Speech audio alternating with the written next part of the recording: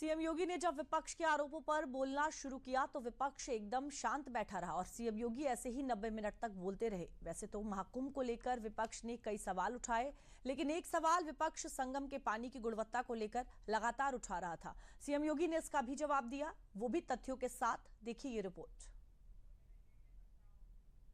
जल की गुणवत्ता के बारे में भी प्रश्न खड़े करने के प्रयास हुए। संगम का जल स्नान करने लायक भी है और आचमन करने लायक भी है। जो लोग इसका दुष्प्रचार कर रहे हैं उन सबको इस बात को देखना चाहिए।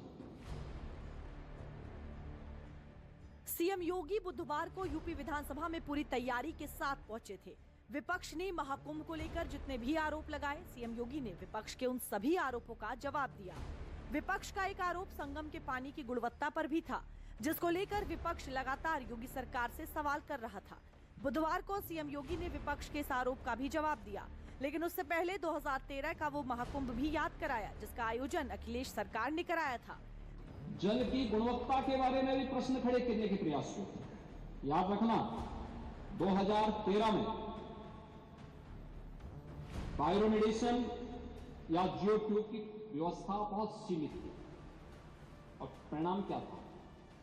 पूरा कुंभ अव्यवस्था, गंदगी और अराजकता का एक अड्डा हो चुका था। उस स्थिति को सोचिए जब मॉरिशस के माननीय प्रधानमंत्री 2013 में प्रयागराज महाकुंभ में पधारे थे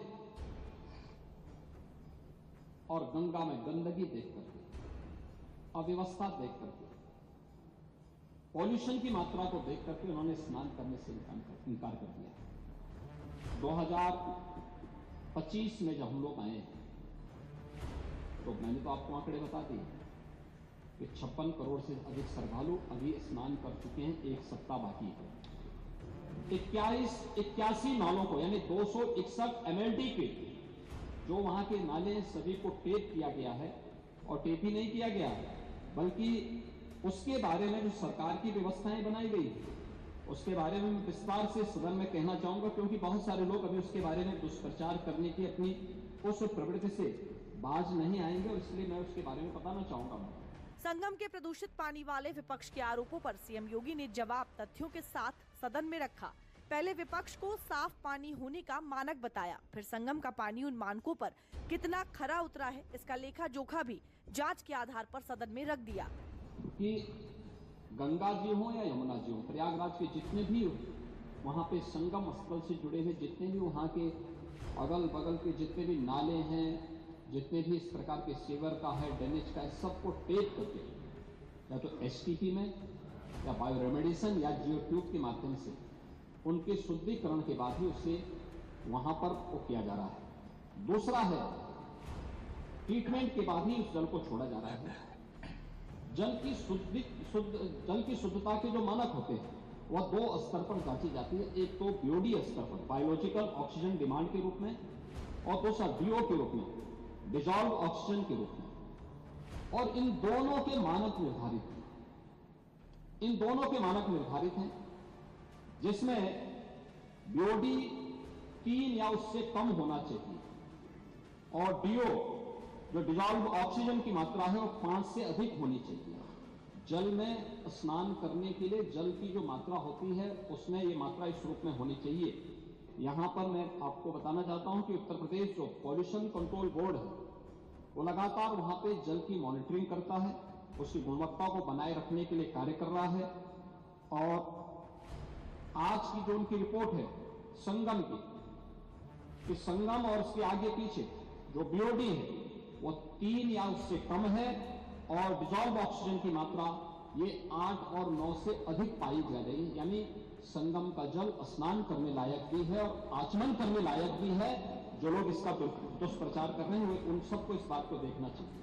संगम के जल को लेकर विपक्ष जो आरोप लगा रहा था, सीएम योगी ने तथ्यों के साथ उस पर करारा हमला तो बोला ही, साथ में ये भी साफ कर दिया कि विपक्ष महज इसके नाम पर अपनी सियासत चमकाने की कोशिश कर रहा है। अब कहीं का पानी नहाने लायक है या नहीं, इसकी जांच कैसे की जाती है इसे भी आपको समझा देते हैं।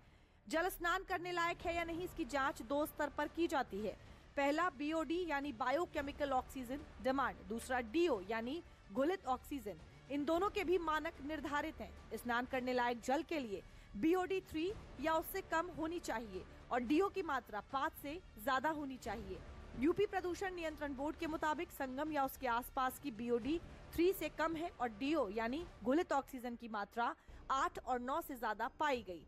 यूपी प्रदूषण नियंत्रण बोर्ड का यह आंकड़ा पुराना नहीं है बल्कि बुधवार का ही है। तभी सीएम योगी ने आंकड़ों के दम पर सदन में संगम के जल को स्नान करने और आचमन करने लायक बताया है। यही नहीं, सीएम योगी सदन में कुछ अखबारों की कटिंग लेकर भी पहुंचे थे जिनमें संगम के पानी में फेकल कोलिफॉर्म के बढ़ने का जिक्र किया गया था। उसको लेकर भी सीएम योगी ने सदन में आंकड़ों के साथ ही जवाब दिया। एक समाचार पत्रों में एक न्यूज जो देखने को मिली, मैंने देखा, पुरानी न्यूज एनजीटी के माध्यम से, एनजीटी का नाम लेकर के दिया गया है, किसी ने दिया है, जिसमें उन्होंने कहा है कि फीकल कोलिफॉर्म की, उसमें उन्होंने चर्चा की। एक फीकल कोलिफॉर्म की जो मात्रा उन्होंने की है, इसमें 2500 MPM यानी मोस्ट प्रोबेबल नंबर, ये उससे उसका मापक माना गया है। इससे कम होनी चाहिए 100 ml में, 100 मिलीलीटर में। और इसके जो अलग अलग नमूने लिए गए फीकल कोलिफॉर्म के लिए, फीकल कोलिफॉर्म बढ़ने के बहुत सारे कारण हो सकते हैं। या तो कहीं सीवेज लीकेज है, या बहुत बार होता है कि भाई इस प्रकार की नदियां हैं, कोई वह चैनलाइज तो है नहीं, भैंस है, गाय है या अन्य जानवर उसमें आते हैं, नहाते हैं, उसके कारण भी, उनके गोबर आदि के कारण भी इसकी मात्रा तेजी के साथ बढ़ती है। लेकिन प्रयागराज के संदर्भ में जो मैं आपको स्पष्ट करना चाहूंगा कि 12, 16, 20, 25, 30 जनवरी, 5, 10 और 13 फरवरी को जो सैंपल के परीक्षण लिए गए हैं, उसमें संगम नोच पर फीकल कोलिफॉर्म की मात्रा मानक के अनुरूप पाई गई है।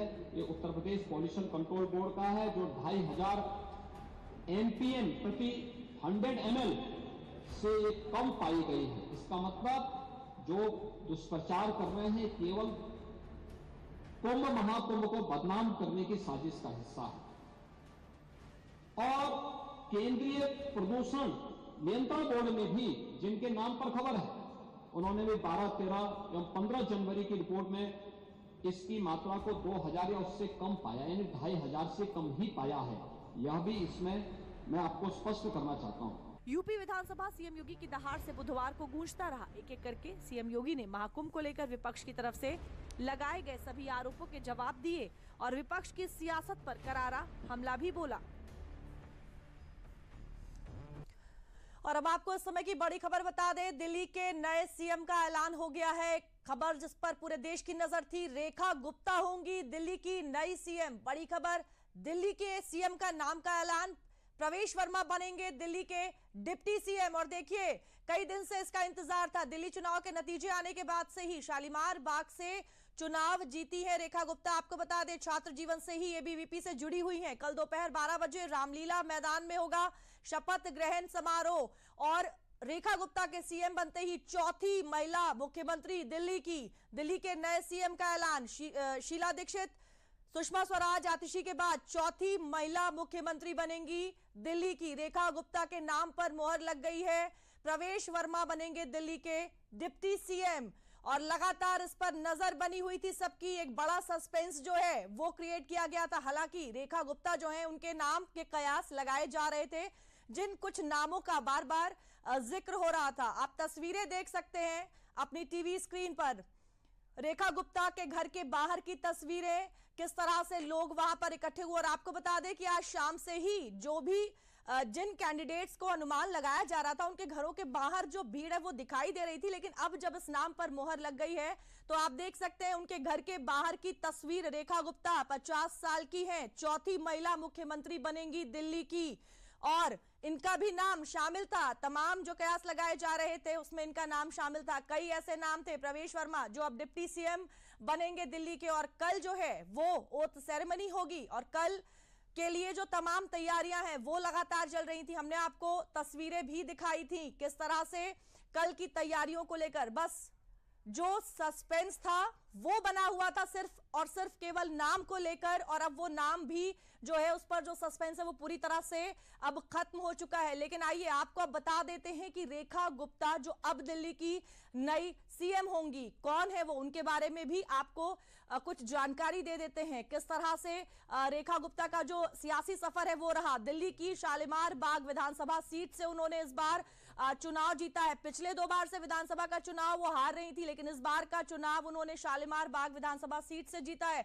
दिल्ली बीजेपी की महासचिव और महिला मोर्चा की राष्ट्रीय उपाध्यक्ष है। आपको बताते चले कि छात्र जीवन से ही राजनीति से जुड़ी हुई हैं, एबीवीपी से जुड़ी हुई हैं। दिल्ली बीजेपी की महासचिव और महिला मोर्चा की अध्यक्ष रह चुकी हैं। दक्षिण दिल्ली नगर निगम की मेयर भी वो रह चुकी हैं, रेखा गुप्ता, और अब इनके नाम पर जो मोहर है वो लग चुकी है। दिल्ली को अपने सीएम का जो नया चेहरा है, जो नया नाम है, वो अब मिल चुका है। राजनीतिक सफर एबीवीपी से शुरू किया था इन्होंने, और लगातार कहा जा सकता है कि राजनीति में सक्रिय रही हैं। चाहे महिला मोर्चा की बात की जाए, तमाम ऐसे संगठनों में इन्होंने काम भी किया। दिल्ली विश्वविद्यालय की सचिव भी रह चुकी हैं। और आपको ये भी बताते चले कि सुषमा स्वराज, शीला दीक्षित और आतिशी के बाद ये दिल्ली की चौथी महिला मुख्यमंत्री भी होंगी। वैश्य समुदाय से आती हैं रेखा गुप्ता।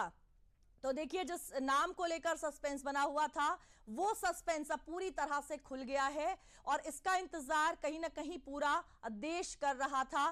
कल शपथ ग्रहण समारोह होगा, इसको लेकर जो तमाम तैयारियां हैं वो की जा चुकी हैं, और कल बस कहा जा सकता है कि ऑफिशियली इनको वहां का सीएम बना दिया जाएगा। दिल्ली की शालीमार बाग विधानसभा सीट से रेखा गुप्ता ने चुनाव जीता। रेखा गुप्ता भी आज पहुंची हुई थी जब शाम को वहां पर जब नाम का ऐलान होना था। तमाम ऐसे चेहरे जिनके नाम को लेकर सस्पेंस बना था वो दिखाई दे रहे थे, और किस तरह से देखिए अब रेखा गुप्ता जो है वो दिल्ली की नई सीएम बन गई हैं। तो चलिए एक बार फिर से रुक कर लेते हैं न्यूज़ 360 में